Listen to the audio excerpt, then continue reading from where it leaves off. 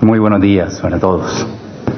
De verdad que me alegra tenerlos a todos ustedes aquí en este encuentro que espero les haya dado muchas luces y les siga dando una serie de luces para todo el trabajo de cada uno, porque sabemos la gran responsabilidad que en esto tenemos. Dentro de la preparación de este encuentro, me han pedido un poco que les hable sobre la espiritualidad y la administración de los recursos eclesiales, porque podemos perder de vista muchas veces lo que somos, lo que tenemos y cuál es nuestra misión. Yo quisiera partir quizás de una experiencia personal que seguramente es de manera similar, podría ser a la de muchos sacerdotes, incluso de los obispos que están aquí. Todos comenzamos nuestra vida con un encuentro, nuestra vida eclesial con un encuentro con Dios muy profundo. Cada uno de nosotros llega un momento donde descubrimos la presencia de un Dios vivo que le daba sentido a nuestra vida, y llegó ese momento donde lo dejamos absolutamente todo, soltamos todo.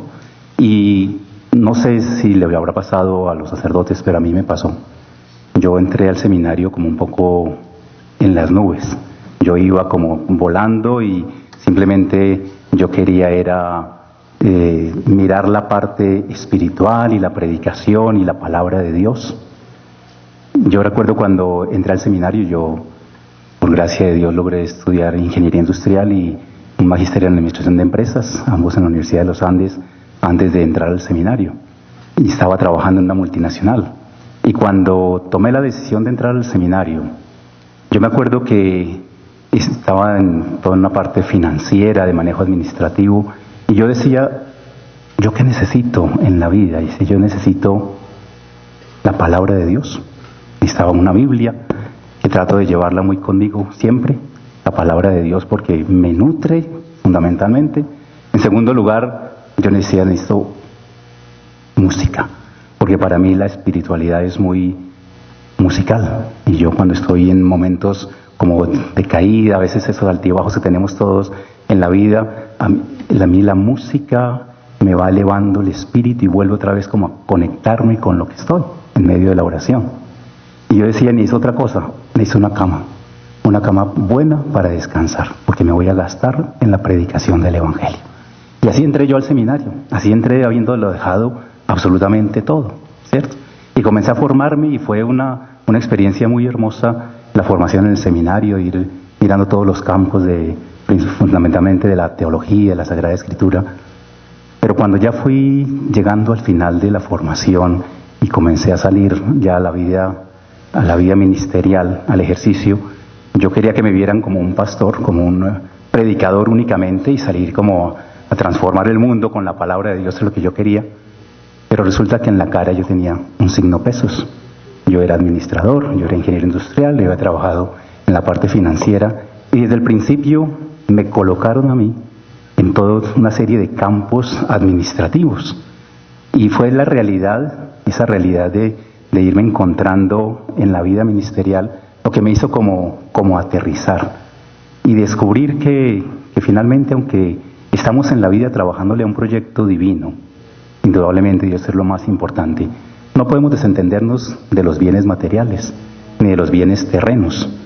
Y fui entendiendo ya en la práctica lo que había aprendido, lo que había estudiado en el seminario, y es que Jesucristo vino a transformar toda la vida, a todo el ser humano y a todos los seres humanos.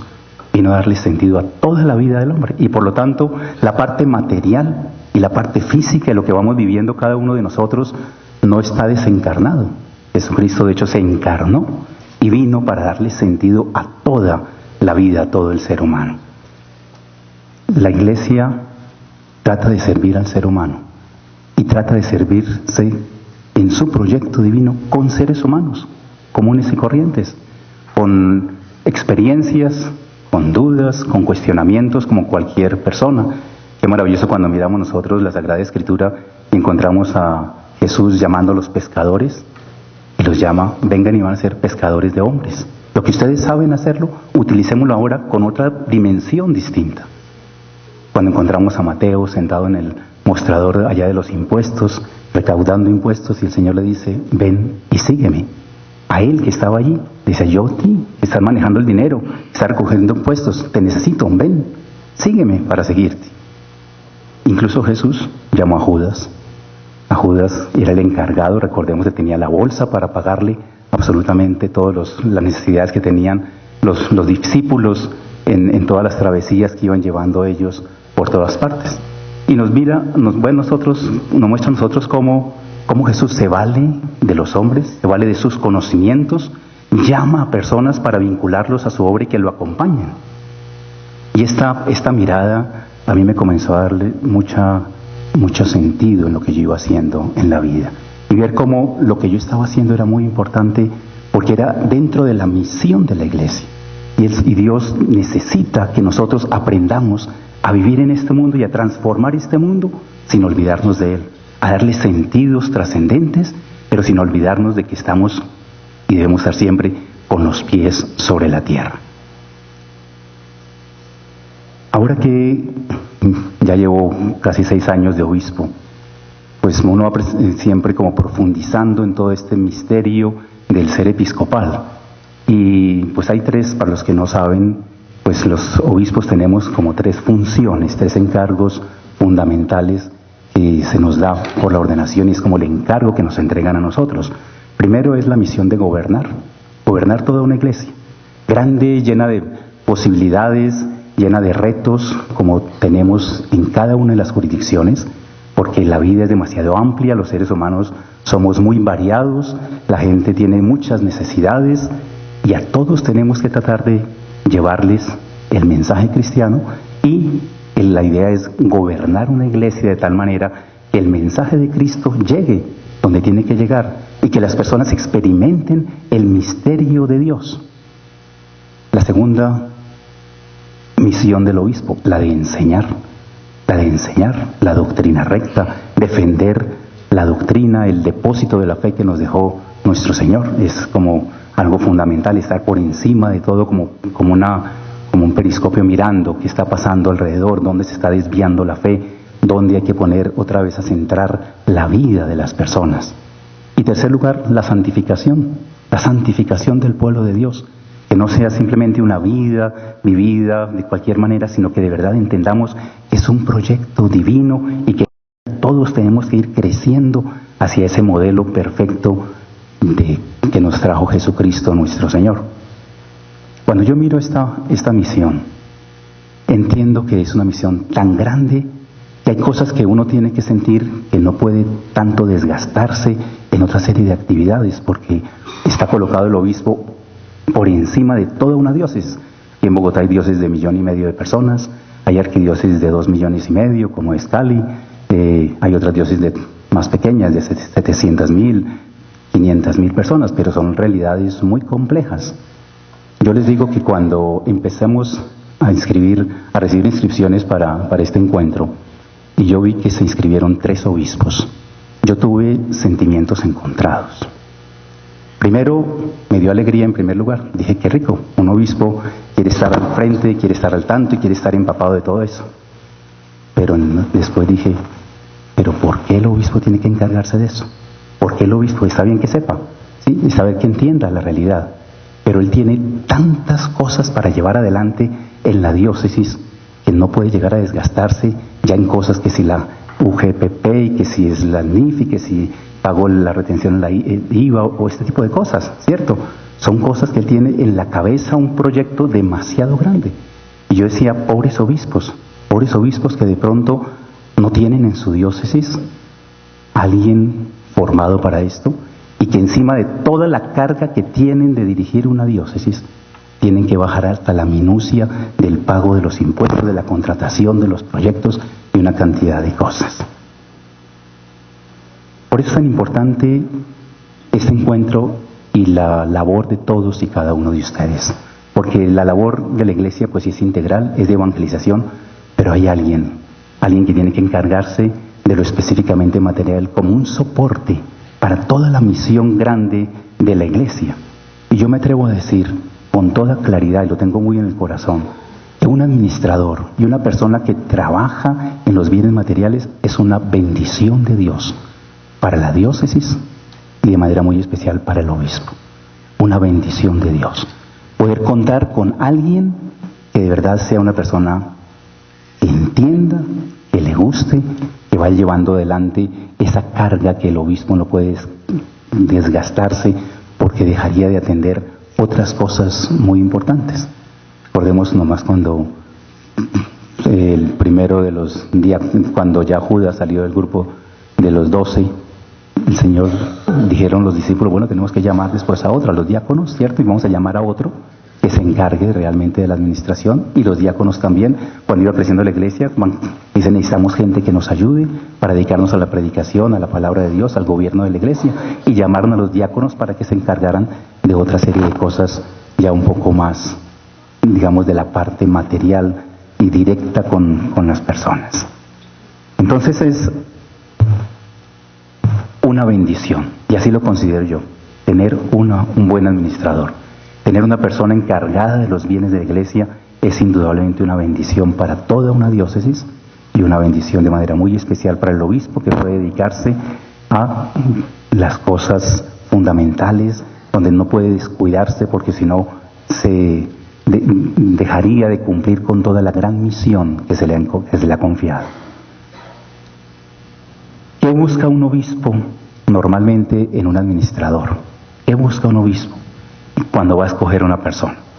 A una persona que tenga las capacidades, que tenga unas ciertas cualidades para llevar adelante esa misión y que le guste el trabajo que está haciendo. Porque no basta con hacer las cosas bien, no basta con hacer que yo sepa una serie de normas, una serie de reglas, no basta con eso. Eso lo haría cualquier persona. Cuando entendemos que estamos metidos dentro de la iglesia, entendemos que hay que buscar el bien de la iglesia y que tenemos que hacerlo, por lo tanto, con el amor de iglesia. Y que los bienes que se confían para la administración son para una misión, para la misión de la iglesia, nada menos. Porque uno puede simplemente aprender a hacer cosas olvidándose de la misión total. Y eso yo lo experimenté cuando yo era ingeniero y trabajaba en algunas empresas. Yo veía muy buenos contadores, yo veía gente que eran pues buenos administradores porque llevaban adelante su misión y cumplían una cantidad de cosas, pero no estaban comprometidos con la misión de la institución, no estaban colocándole el corazón a lo que estaban haciendo y simplemente estaban allí porque necesitaban un trabajo y les pagaban y no más. Y eso siempre me cuestionaba a mí en mi interior. Yo decía, qué tristeza que una persona termine simplemente como trabajando por trabajar. Sería muy doloroso, muy triste, tanto para laicos como para sacerdotes, que termináramos nosotros viviendo la vida, simplemente que pase la vida y que vaya pasando sin nada de fundamento, y que no sintamos que de verdad estamos dejando una huella imborrable. Eso yo lo aprendí desde muy niño, que uno en la vida tiene que dar una huella imborrable en este mundo, y que uno es una persona única y que nadie lo hará como uno lo hace, a diferentes realidades de la vida.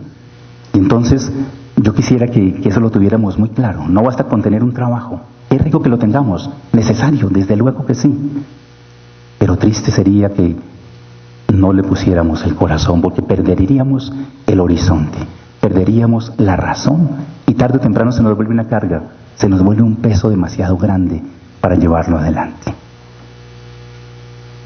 Yo sé que, sobre todo para los sacerdotes que están aquí, les puede pasar lo que me pasó también en un principio, que uno, cuando el obispo lo llama, porque le ve a alguno o alguna cualificación, algún conocimiento, algún gusto por la administración de los bienes materiales, uno muchas veces, como está pensando es que necesita es la evangelización, uno en el fondo no acepta con todo el gusto, acepta más por obediencia al obispo, como que, bueno, el obispo me pide este favor, pues yo se lo voy a hacer, ¿cierto? Porque ¿qué más? Pero siempre tendremos ese temor en el corazón ante la responsabilidad que le entregan a uno. Las responsabilidades son muy grandes. Yo recuerdo cuando me llamaron a mí por primera vez, estaba casi recién ordenado, y me entregaron toda la administración de los bienes del Seminario Mayor de Bogotá y la Caja de Auxilios del Clero de Bogotá. Eran dos entidades, o son dos entidades demasiado grandes complejas administrativamente, en cuanto a personal, en cuanto a recursos, en cuanto a manejo de bienes. Y yo sentía que, a pesar de que había estudiado, a pesar de que tenía algún tipo de experiencia, que me lanzaban una carga demasiado grande. Sentía ese susto. Y he escuchado de algunos otros sacerdotes en algunos lugares que me dicen, pero yo no estoy preparado. De pronto me gusta, de pronto hago las cosas bien, porque de pronto he aprendido algunas cosas más a nivel de la familia o de alguna experiencia, pero propiamente preparado yo no me siento. Yo recuerdo cuando a mí me nombró el señor cardenal para ese trabajo, ese doble encargo que me hizo al mismo tiempo, que yo salí blanco, pálido de la oficina del cardenal y me encontré con uno que había sido formador mío en el seminario, que era el que me había propuesto para esos dos cargos. Y me dijo, veo que ya el señor cardenal te pidió el favor, porque yo bajaba pálido y yo diría que casi temblando. Era una carga, pero demasiado grande.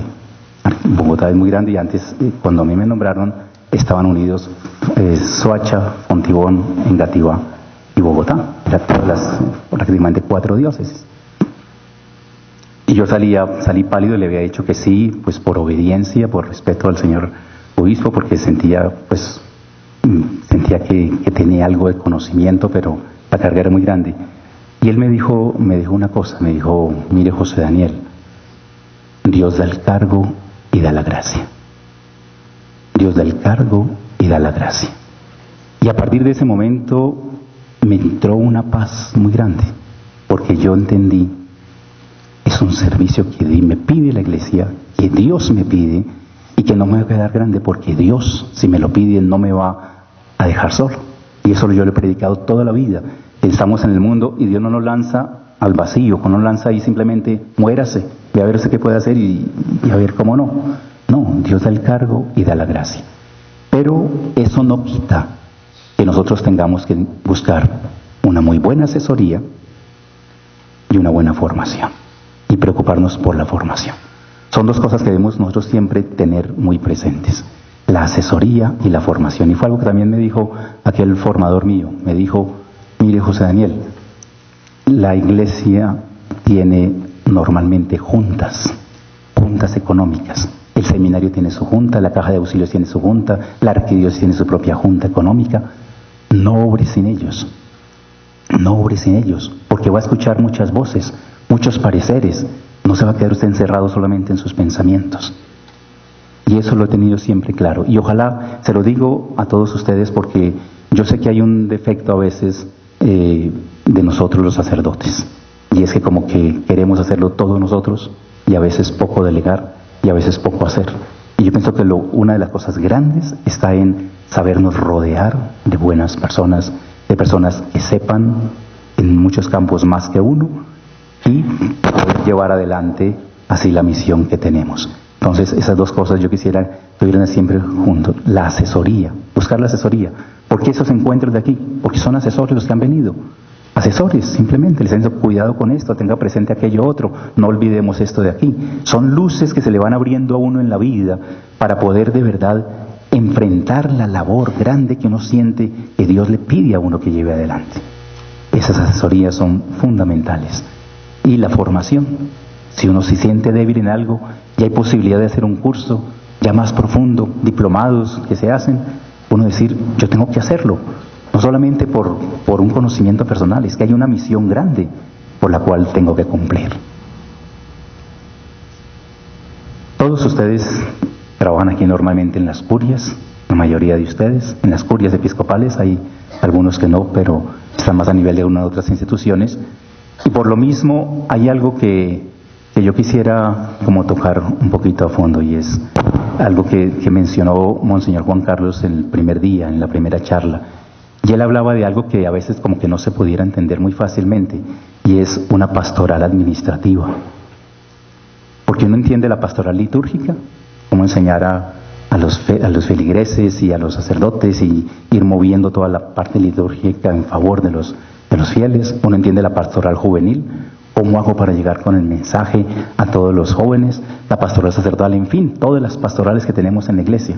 Pero cuando uno le dicen pastoral administrativa, como que uno dice, ¿y eso qué es? Yo digo que se ha tocado en el ambiente de este encuentro, precisamente por la labor y la posición que todos ustedes tienen en las diferentes curias. Porque ustedes desde la curia no solamente van a llevar, y es lo que yo esperaría, que no y sus obispos seguramente también, que no solamente se encierren ustedes en una labor de lo que es la contabilidad de la curia o las obligaciones de la curia, sino que entiendan que cada uno de ustedes está en el centro de una jurisdicción eclesiástica y que hay muchas parroquias alrededor, muchas parroquias de la diócesis, donde hay muchas personas que están casi que solos, sin un tipo de orientación, de guía, y que entonces que cada uno de ustedes entiendan que ustedes tienen una labor muy grande para salir a ayudar a la diócesis en general. No es solamente la curia, no solamente que yo logre entregarle al obispo el balance y pagar las obligaciones que ellos tienen, sino qué bueno que ustedes pudieran también estar atentos a ayudar a tantos párrocos, a tantas instituciones, a tantas fundaciones de iglesia, porque es un sentido de comunión, es un sentido de sentir de responsabilidad conjunta, de sentir que todos tenemos la misma misión dentro de la iglesia y que vamos apostándole al mismo fin. Porque nada sacamos con que el personal de una diócesis o de una diócesis o arquidiócesis estén todos al día en sus obligaciones laborales, haciendo yo los pagos que tengo, si hay no sé cuántas parroquias que le están creando no sé cuántos problemas al obispo. Entonces todo eso ojalá que vayamos mirando que tenemos algo que mirar siempre, que podemos dar mucho más y que se espera de nosotros muchísimo más. Yo quisiera dentro de este punto tener dos cosas presentes. Primero, ¿qué se espera de un administrador? ¿Qué se espera de uno, de cualquiera de ustedes? ¿Qué está esperando el obispo? En primer lugar, de lo que se espera de un administrador es que sea fiel, que sea fiel. Indudablemente, en primer lugar, fiel a Jesucristo, claro que sí. A mí, yo les confieso que a mí me impresiona siempre, y cuando más la medito quizás es en el tiempo de la Semana Santa, la figura de Judas, la figura de Judas. Y me impresiona porque él fue ese alguien que Jesús llamó de manera especial, se fijó en él. Judas le confió la bolsa, la administración de los pocos bienes que tenían ellos, ¿cierto? Pero fue una persona que no supo ser fiel, que no supo ser fiel. Y no supo ser fiel y no pudo vivir con esa falta de fidelidad, tanto que llegó y se ahorcó. Porque quien no es fiel a sí mismo, quien no es fiel a sus compromisos, quien no es fiel a la labor encomendada, nunca podrá llevar una vida como todos la buscamos. Es una vida de paz, es una vida de plenitud, que sintamos que vamos por la vida haciendo algo que valga la pena, que vamos de verdad dejando una huella imborrable en nuestro camino. Por eso hay unos principios básicos para que podamos reflejar, donde se refleja si realmente estamos o no siendo fieles a esa misión. El primero es el compromiso. El compromiso. Hay una canción por ahí que dice que para mí el vivir es Cristo, que mi vida es Cristo, y que nosotros sepamos que es a través, como dicen de manera especial, insisten mucho los del Opus Dei, la santificación en la vida cotidiana. Mi compromiso debe ser cotidiano, mi compromiso es con el día a día, mi compromiso es con lo que yo estoy haciendo allí, en ese lugar. Es que cuando mira la vida, yo no sé si a ustedes les pasa también, que me pasaba a mí cuando estaba de laico trabajador, uno decía, se me va la vida dentro de una oficina. Yo trabajaba con una multinacional, con móvil, en la parte de planeación y luego administración financiera, y en una multinacional uno sabe a qué horas entra, pero nunca sabe a qué hora sale. Y allá había como un dicho que decía que se contrata a una persona, se le paga por 2, pero se le hace trabajar por 3. Y resulta que había días, entrábamos pues normal, horario 8 de la mañana, y estábamos saliendo 10, 11, 12 del día, trabajando sábados, domingos, festivos, cuando había cierres. Yo sé que los contadores me entienden la carga de trabajo que tienen. porque hay veces es una sobrecarga de trabajo. Si uno no está haciendo con amor las cosas, y si uno no está bien comprometido con eso, se le vuelve a uno un infierno ese trabajo, un infierno. Entonces lo primero es como ese compromiso y sentir, yo voy dejando una huella, yo sé que mi paso aquí es algo fundamental para la vida, no solamente de lo que estoy haciendo, es la vida de la iglesia la que está en el fondo en juego. Segundo, otro principio, además del compromiso de verdad de ponerse en la camiseta, es la honradez. La honradez.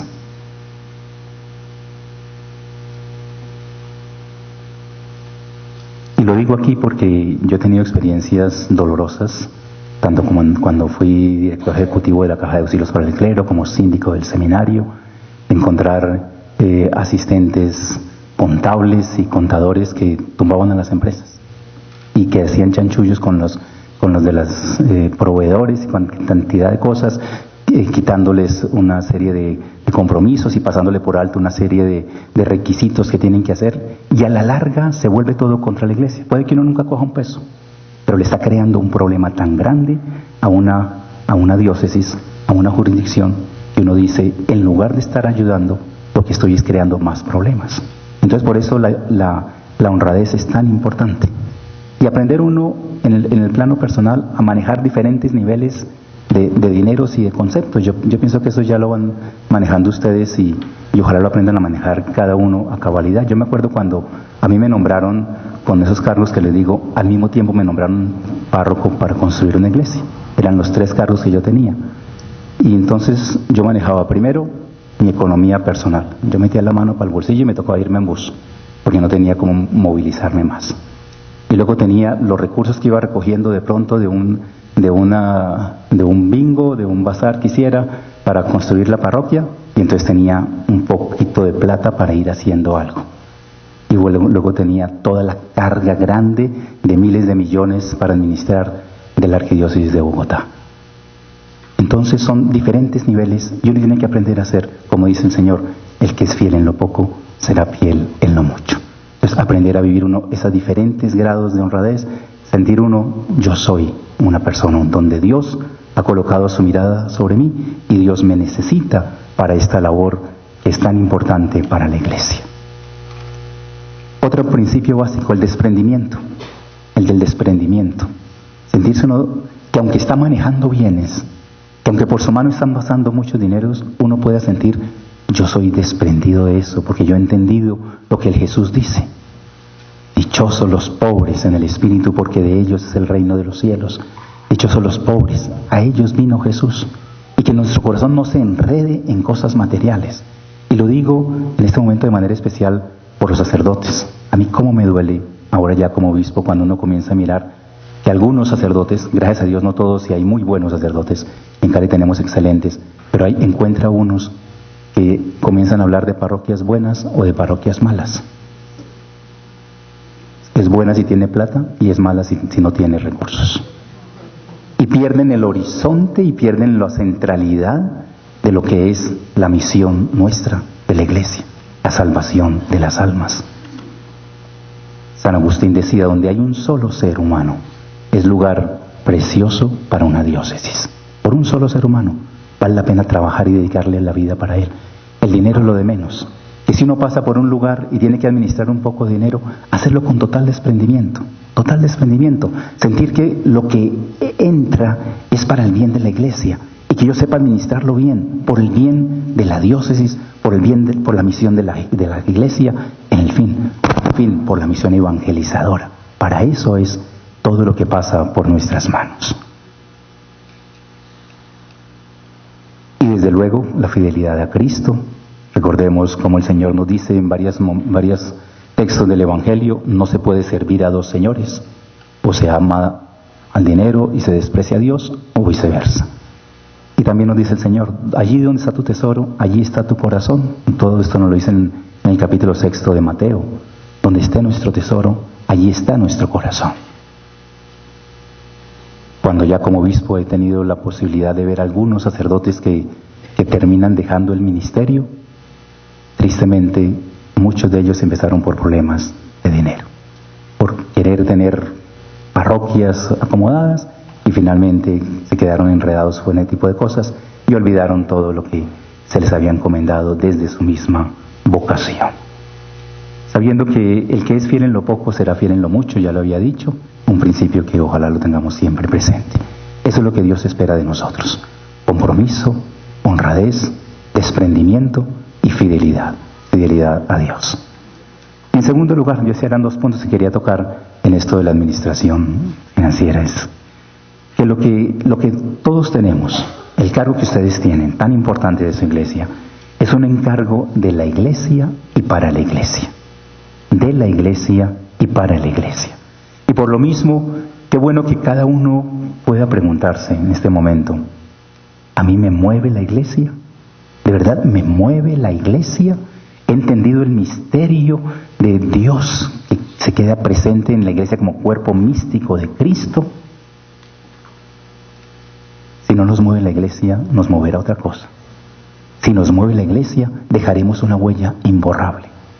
Qué maravilloso cuando uno de pronto siente que tiene una persona de la cual nunca quisiera tener que irse, que la persona va a llegar a la pensión y que a uno le duela que esa persona se va a ir, porque ha hecho todo lo posible para que la iglesia con sus bienes sean transparentes, para que vayan creciendo, para que se pueda llevar mejor adelante la obra de la iglesia.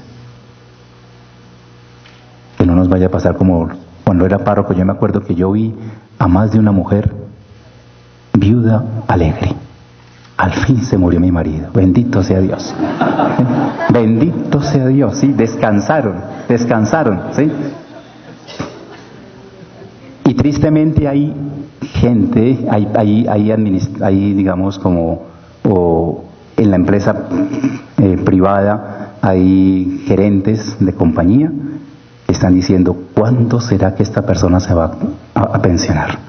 Y es que ya no le queda sino un año, es que tengo que aguantármela un añito más, pero ya sale. Qué tristeza que eso lleguen a pensar de uno. Qué tristeza. Qué maravilla más bien que el día que cada uno de ustedes se retiren, como que llore la gente y sientan el dolor de que ustedes se van, y que ustedes se van y dejan un hueco muy grande, porque ahora ¿quién va a llenar esa labor que ustedes están desarrollando allí en la iglesia? Si es un encargo de la iglesia y para la iglesia, tenemos que tener nosotros varias cosas. Primero, la humildad, ¿cierto? Porque si bien es cierto que ojalá nos lloren cuando nos vayamos y que ojalá sientan nuestra partida, también es cierto que nosotros tenemos que ser humildes y decir: me eligieron a mí, me dieron la oportunidad de haberlo hecho, pudieron haberle dado la oportunidad a otra persona pudo haber venido aquí y de pronto con mayores conocimientos o mayor profesionalismo que el que yo lo he hecho. Es ser humildes, es reconocer que lo que somos, lo que sabemos, lo que tenemos, finalmente son dones de Dios. Dios que nos ha mirado con bondad, que nos ha dado la posibilidad de una especialización, de un estudio, y que por lo mismo no tenemos por qué estar simplemente sacando pecho sobre todo tipo de cosas. Hay un texto del Evangelio muy hermoso cuando el Señor dice: cuando ustedes hayan hecho todo lo que hayan tenido que hacer, simplemente digan: soy un siervo inútil, he hecho lo que tenía que hacer.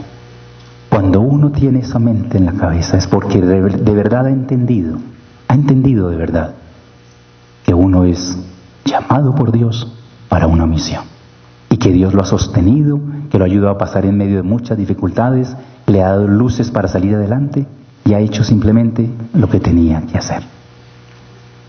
No solamente humildad, sino prudencia, mucha prudencia. Y ahora que han estado ustedes mirando todo lo de los mercados de capitales, cómo necesitamos nosotros ser prudentes, sabiendo que lo que se nos confía a nosotros es para los pobres, es para los necesitados, es para la misión de la iglesia. Luego no podemos poner nosotros simplemente ponernos a jugar con los bienes de la iglesia, sino que tenemos que tener mucha prudencia. Buscar siempre empresas que tengan un buen respaldo, calificación, que estén amparadas por entidades del gobierno, que uno sepa que no está colocando el dinero en cualquier parte, Yo sé que en muchas jurisdicciones de pronto lo más fácil sea, no sé, administrar una administración de cartera, y entonces meto ahí un poco de plata, y ¿cuántas platas se pierden por ahí? ¿Cuántas platas? En otros lugares quizás solamente lo único que no voy a hablar es de una cooperativa.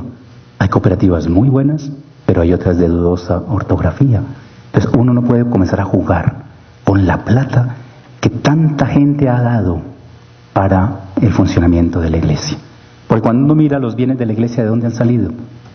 La viejita que de verdad se priva, como la mujer del Evangelio, que entregaba el pan que tenía para alimentar al profeta que le pidió.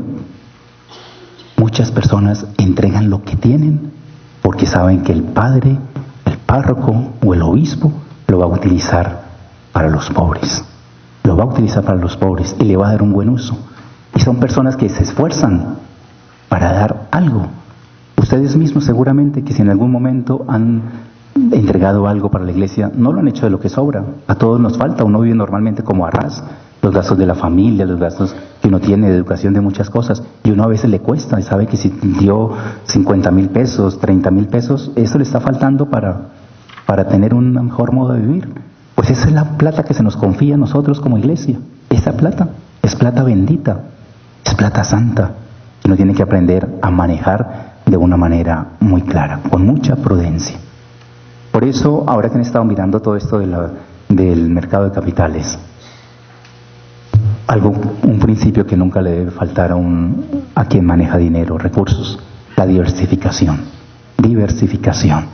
No es que encontré ya pues ahora sí una entidad maravillosa y entonces le meto todo el capital que tiene la diócesis allí. Ojo, ¿no? Regla fundamental de las finanzas, no colocar todos los huevos en la misma canasta. Rompe la canasta y adiós todos los huevos. Aprender uno a diversificar. Yo sé que los contadores lo tienen normalmente muy claro, pero ojalá lo digo también por los sacerdotes, los presupuestos. ¿Cómo son de importantes los presupuestos? Los presupuestos para no malgastar lo que yo tengo. Si yo no tengo un presupuesto, yo puedo gastar rápidamente por un impulso que tuve y después no voy a tener para pagar o la nómina, pagar los impuestos, para otras tantas responsabilidades que tenemos que hacer. Y el presupuesto nos ayuda también para no atesorar. Si yo sé lo que voy a gastar correctamente, pues no me va a poner a atesorar y atesorar. ¿Para qué atesorar? Uno invierte en función de una obra que va a hacer. Uno invierte en función de una misión que tengo que cumplir. No es para atesorar, no es para que si yo entré a una parroquia o a una diócesis que tenía cualquier cifra, digamos por un ejemplo, 50 millones, cuando yo me vaya voy a dejarla con 200 millones. ¿Para qué? ¿Para qué?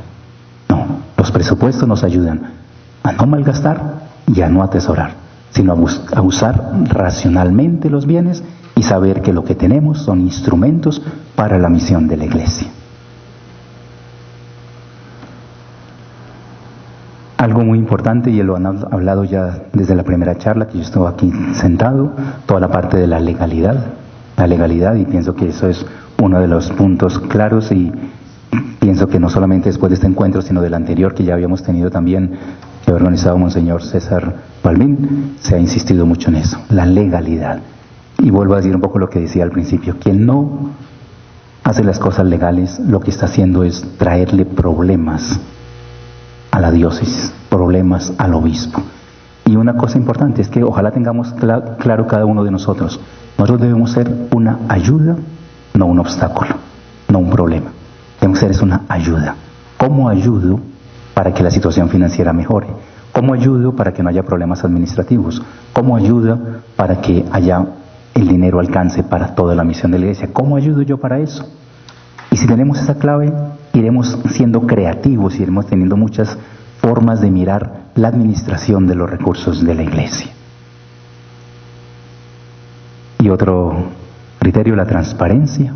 La transparencia, nada más importante para quien está administrando que tener unos elementos bien claros.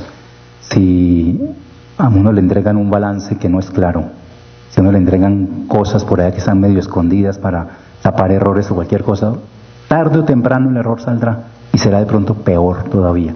Es mejor las cosas claras, saber lo que tenemos, saber en lo que estamos parados y cómo vamos llevando las cosas para poner digamos los arreglos que sean necesarios en un momento determinado. Hay un texto del 1 Timoteo en el capítulo 6 que dice, y quisiera leerlo, dice: a los que tienen riquezas de este mundo, mándeles que no sean orgullosos, que no pongan su esperanza en sus riquezas, sino en Dios. Mándales que hagan el bien y que se hagan ricos en buenas obras y que estén dispuestos a dar y a compartir lo que tienen. Así tendrán riquezas que les proporcionarán una base firme para el futuro y alcanzarán la vida eterna.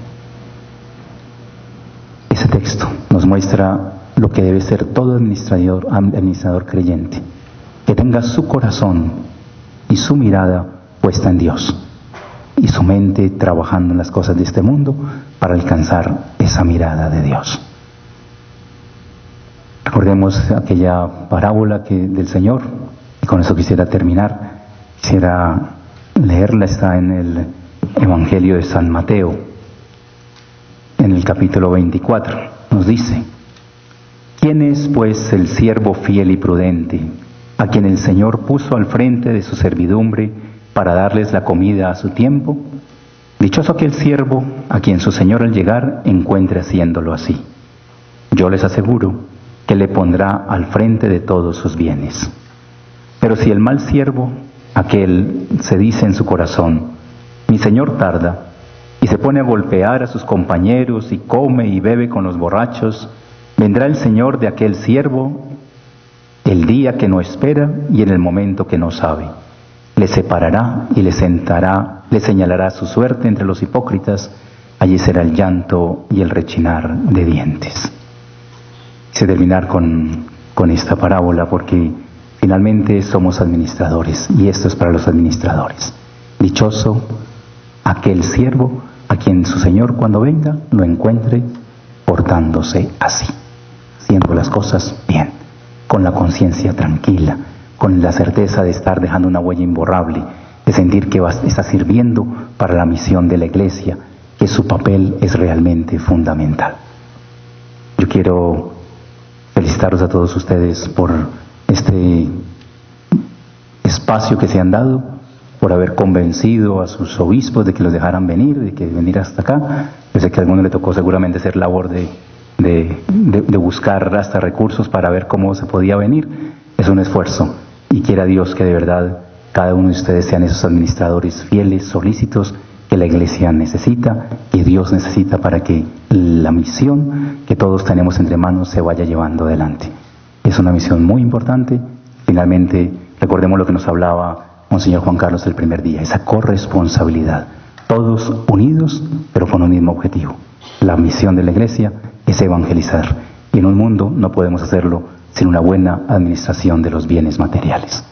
Muchas gracias a todos y quiera Dios que tengamos cada día todo el empeño de nuestra parte para que nuestra Iglesia resplandezca como una Iglesia que es clara, que es transparente, que cumple realmente la misión con aquellos dones, pocos o muchos, que podamos tener en cada jurisdicción.